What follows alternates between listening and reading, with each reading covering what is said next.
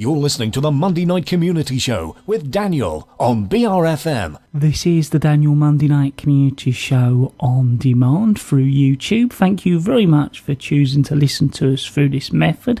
If you'd like to keep up to date with when I add new interviews, then subscribe to this channel.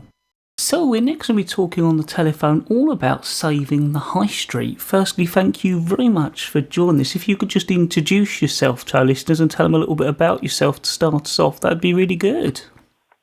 Thanks, Daniel. Thanks for having me. My name's Alex Schlagman. I'm one of the founding partners of an organisation called SaveTheHighStreet.org.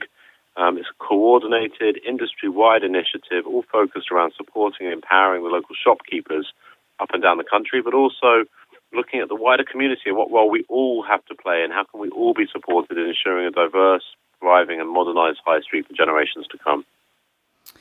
Now, I understand that a survey's found that a lot of independents and local businesses are still managing their businesses, a lot with sort of pen and paper and more old-fashioned techniques. So are the high street sort of wary of sort of getting on board with that digital way of working? Yeah, there's a mix, and the digital world is both the biggest threat and the biggest opportunity to local high street businesses, and some of the businesses that are really, adopting sort of new techniques around running their business. It doesn't have to be big things, but taking baby steps to getting basically online, to sort of understanding how they get a really good local delivery option in place, understanding loyalty. Some of these businesses are seeing amazing growth going on in their business at the moment. But at the same time, you're right, there's a huge threat going on with digital, and it does feel to a lot of people like it's a bit of a change. And we're trying to make it as simple and easy as possible by bringing together all the things that are working in one place and endorsing that with hundreds of retailers who can tell us, this is working in my business right now, this is how it's working, this is why it's working, this is how I got this in place.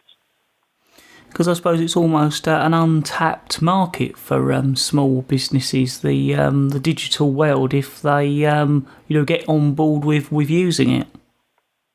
No, there's a real diversity. We've got 250 of the local businesses who are part of SaveTheHighStreet.org formed a retailer advisory board, and this group here, some of them are doing amazingly well, and they're doing some amazing things, and they're really quite mature in their journey. Whereas others, are still sort of doubling down on the things that they've always known really well and a little cautious about moving to the next step. But ultimately, we all have a what's next, and it's just about making sure that we keep progressing because our world around us has never changed so much, and we need to be, changing to ensure we stay relevant and competitive. I was going to say, often, probably the way I work is with the high street. If it's something you suddenly run out of, you quickly nip to the high street, but more of a considered purchase or something, you've been researching into, I'm more likely to buy online. But I think that, you often find when you're buying online, if you don't know that company or trust them, you're a bit wary. Whereas probably if you come across the local business you're aware of and could buy from them online, you're probably more likely to go for them than someone that's completely unknown to you. Yeah, what's really interesting, Daniel, is it's not always about online or offline, and actually most of the growth definitely, but the biggest chunk of retail now is a bit of both. So you find things online and then you end up buying it locally, or you're looking locally and you're discovering things locally, and you end up using the internet to research and then coming back to online to local, and it's about that kind of combined journey. And I think what's really important is to stop thinking about ourselves as either I'm an online business or I'm a local business, but actually I'm just a business in this new world on this new connected digital high street, and I've just got to make the best of all my assets here. I don't need to lose my shop ever, but actually I need to use digital to improve my business in the same way that Amazon, the biggest online retailer in the world, now wants to buy big bricks and mortar businesses. We've all got to think of ourselves as a bit of online and a bit of local because that's the world we operate in. So what are the high street industry sort of standards that you've announced? So going back to this group, this retailer advisory board, there's a lot of research went on this year with that group, and also a whole bunch of industry leaders and thought leaders across, the high street in different areas. And what we've been looking at is what works across the high street today, across a full spectrum of running a successful, modern, local business in this new world. What's actually working? And we're getting tips, advice, recommendations, and cautions and things not to do from local businesses who have actually tried these things out and are trying these things out and sense checking them. And we're looking across everything. It's, how do you get more people into the shop? How do you keep your customers loyal? How do you improve your in-store experience? How do you connect better with your community? How do you manage your money? It's all kinds of areas.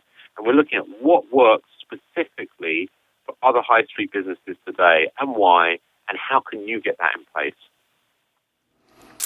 So I understand that you run a pilot in a local council area, I think Barnes was it. How did that go and what did that involve? Yeah, so we're in partnership with Richmond Council and community groups in Barnes, as well as lots of sort of local champions in the area who are really supportive of, making the high street stronger. And, we're working with 20 independent retailers to pilot this program where we're getting really deep insight into kind of what's actually working and not working in individual businesses, what the challenges and the objectives are of those businesses and where they are on their own journey.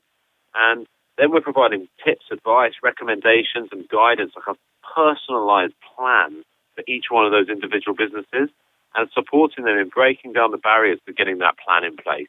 Whether that's getting more skills, whether it's getting more tools, whether it's getting more resources, making sure that every business have what they need to meet their objectives, grow their business in a lot of cases, although in some cases it's about saving time and saving money more than growth, interestingly.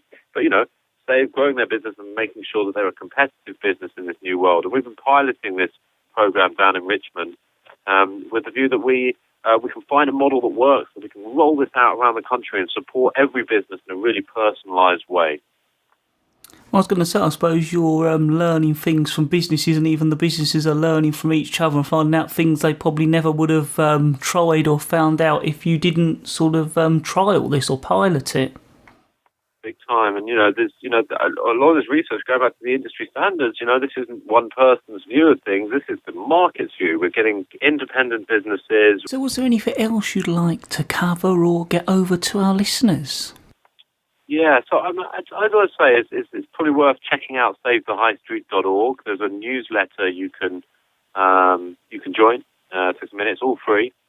And once you're on the newsletter, you'll be kept up to date with things that are going on and updates that are happening, including kind of information and tips and advice coming through from other retailers.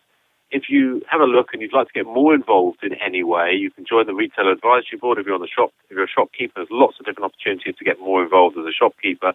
But also if you're in local government or if you're in media or if you're in some way doing something that connects, empowers, enables the high street in some way, do get in touch because we're sort of coming together as a whole industry to see how we can work better, collaborate and make a bigger impact over the coming years. Well, I'd like to thank you very much for taking the time out to talk to us here at BRFM Bridge Radio on the Daniel Monday Night Community Show. My pleasure. Have a great day.